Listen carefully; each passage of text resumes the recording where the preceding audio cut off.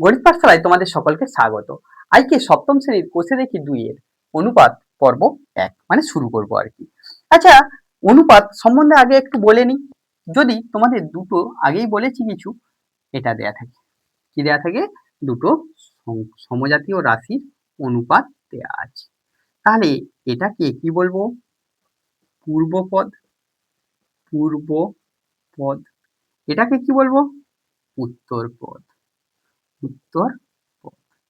দেখো এইখানে পূর্বপদটা যদি বড় হয়, পূর্বপদটা কি হয়? বড় হয়। পূর্বপদ যদি উত্তরপদের থেকে বড় হয়, উত্তরপদ থেকে বড় হয়, তখন অনুপাতটিকে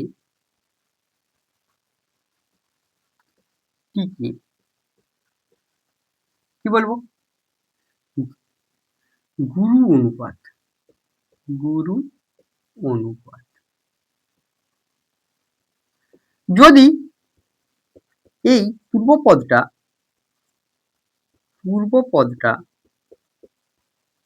ছোট, উত্তরপদটা বড় হয়, উত্তরপদটা বড় হয়, তাহলে অনুপাতটিকে লঘু অনুপাত বলবো।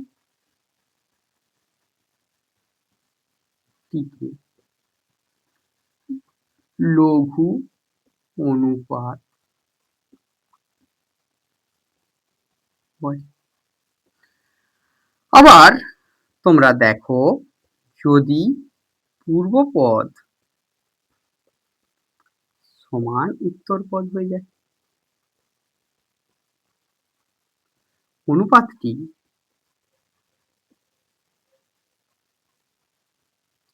সাম্য অনুপাতটিকে কি বলবো?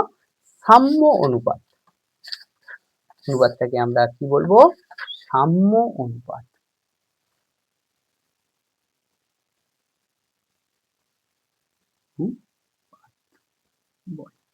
তাহলে অনুপাতটাকে আমরা কি বলবো? সাম্য অনুপাত। এইরকম যদি অনুপাত দেয়া থাকে। আবার যদি মনে করো, যদি বলতে তোমাদের বলছি বলে ফর এক্সাম্পল হিসাবে দিচ্ছি, এরকম দুটো অনুপাত দিয়ে দেয়, এবি দেওয়া আছে আর সিডি দেওয়া আছে। এদের মিশ্র অনুপাত বার করতে বলেছে। কি বার করতে বলেছে? মিশ্র অনুপাত। মিশ্র অনুপাত বা যৌগিক অনুপাত কি হবে? মিশ্র অনুপাত এর অপর নামই যৌগিক অনুপাত। যৌগিক অনুপাত। এটা কি হবে? পূর্বপদদ্বয়ের গুণফল, মানে এ এর সাথে সি এর গুণ, পূর্বপদদ্বয়ের গুণফল ইস্টু উত্তরপদদ্বয়ের গুণফল। এরকম যদি দুটো না দিয়ে তিনটা দিত, ই এফ, চারটা, পাঁচটা, ছটা, যা খুশি দিই, সব পূর্বপদগুলোর গুণ করব, তখন কি হতো? এ সি ই আরো গুণ হতো, বি ডি এফ আরো গুণ হয়ে। এটাই হলো আমাদের মিশ্র অনুপাত। তোমাদের আপাতত এটা আছে। ব্যস্ত অনুপাত কাকে বলবো? একটু দেখে নাও, ব্যস্ত অনুপাত আমরা কাকে বলবো? যদি ব্যস্ত অনুপাত, ব্যস্ত অনুপাত যদি তোমাদের কি থাকে, এরকম কতগুলো, এই একটা অনুপাত দিয়েছে, স্থান পরিবর্তন করবো, উত্তরপদকে পূর্বপদ আর পূর্বপদকে উত্তরপদ। পদ দ্বয়ের স্থান বিনিময় করি, স্থান বিনিময় করি, তাহলে অনুপাতটি হয়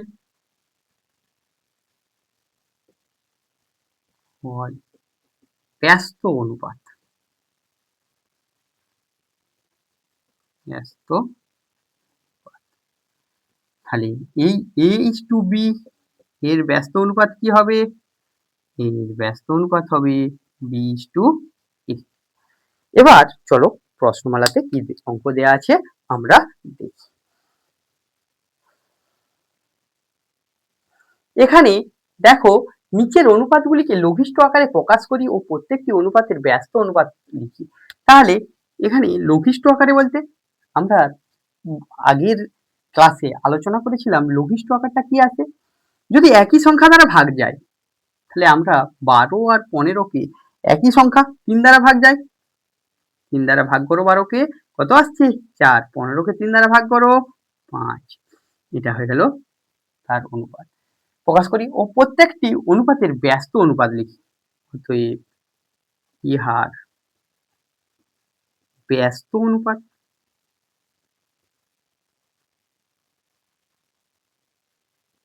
সমান 5:4।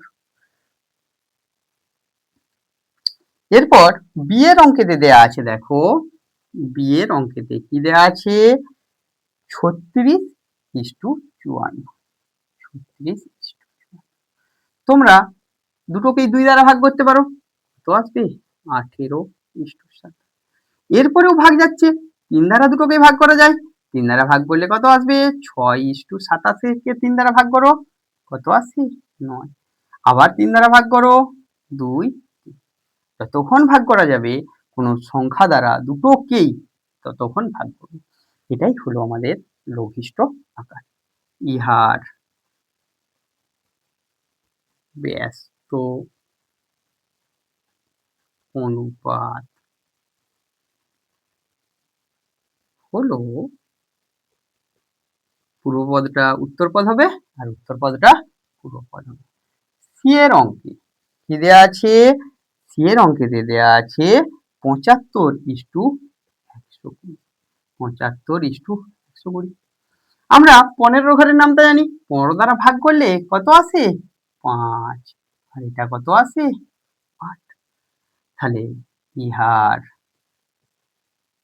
ব্যস্ত অনুপাত কি হবে, অনুপাত হলো 8:5। সি এর পর ডি এ আছে, দেখো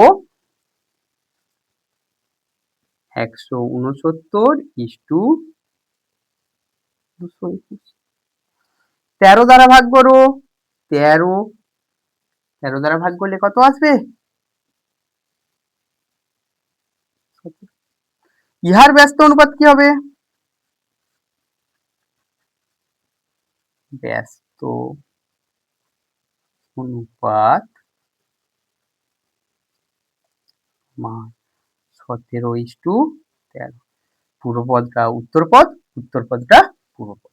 ডি এর পর ই এর দাগের অঙ্ক, ইয়েতে 9xy:12xy আছে। তাহলে আমরা দুটোকেই যদি xy দ্বারা ভাগ করি, তারপর 3 দ্বারা ভাগ করলে 3:4। ইহার ব্যস্ত অনুপাত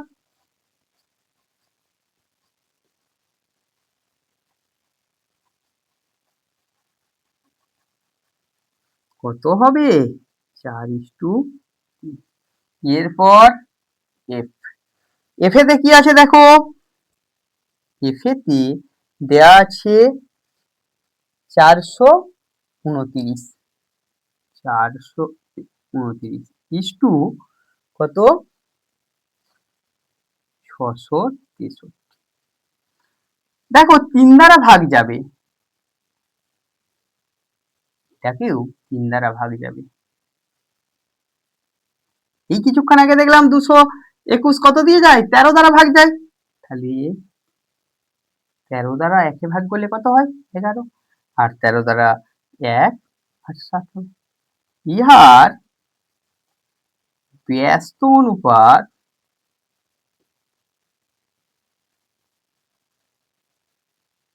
সমান 17:11, এটা আছে।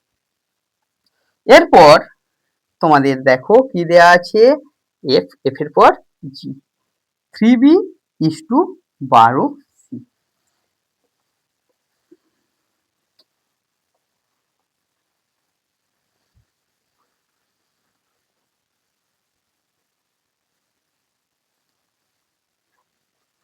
এখানে কত দেয়া আছে? কত অঙ্কটা?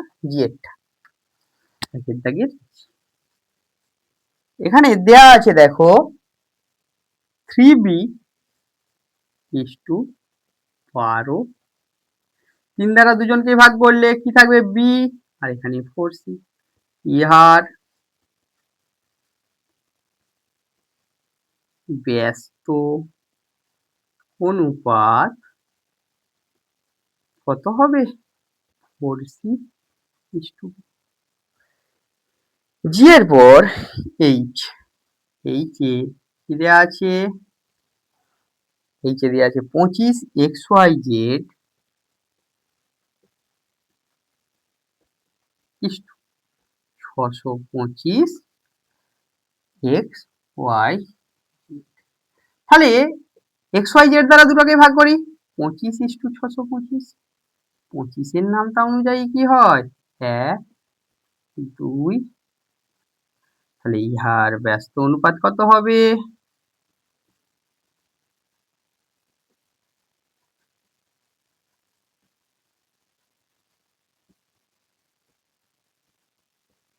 উত্তর পদটা পূর্বপদ, পূর্বপদটা উত্তরপদ। তোমাদের গণিত পাঠশালার ক্লাস ভালো লাগলে গণিত পাঠশালা ইউটিউব চ্যানেলকে সাবস্ক্রাইব করো ও পাশের বেল আইকনটি প্রেস করো ও কমেন্ট বক্সে জানিও তোমাদের কোন পাঠ্যাংশের অঙ্ক করালে তোমরা উপকৃত হবে। পরের যে আমাদেরই সপ্তম শ্রেণীর পরবর্তী যে ক্লাস আসবে সেগুলো হলো কোশ্চেন ব্যাংকের ক্লাস আসবে। ফার্স্ট সাবমিটিভের সিলেবাস শেষ হয়ে ফার্স্ট সাবমিটিভের কি হবে? কোশ্চেন ব্যাংক আলোচনা হবে। গণিত পাঠশালা ফেসবুক পেজ গণিত পাঠশালা বাই অনুপ ফলো করো, বন্ধুদের মধ্যে শেয়ার করো, কমেন্ট করো এবং লাইক করো। Thank you.